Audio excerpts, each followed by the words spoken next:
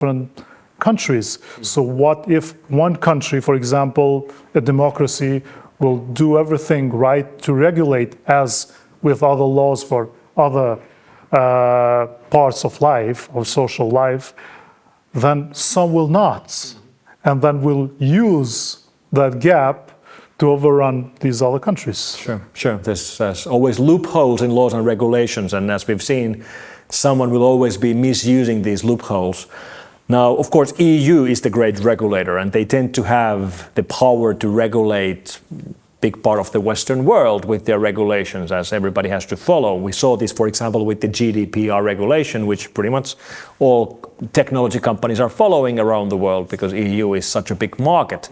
EU has been regulating AI for 6 years now. We got the first AI Act 6 years ago, which was way ahead of its time. Also in bad ways, in the sense that that regulation very quickly became outdated when GPT came out, and we realized that this regulation actually wasn't thinking about the kind of AI that we are actually getting.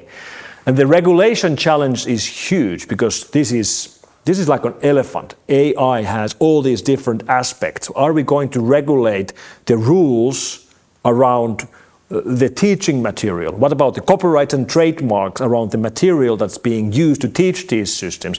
Are we going to regulate about malicious use of AI? What if somebody is using AI to send spam or phishing emails? What about cybersecurity? We're going to have AI systems finding vulnerabilities from computers. They could be used to break in. Should we regulate that? What about safety and security of the AI itself? Should we somehow limit how intelligent these systems are made so that they wouldn't become too intelligent? And right now, the EU regulation is trying to regulate all of these things at the same time. That's the same as you would try to swallow an elephant in one go.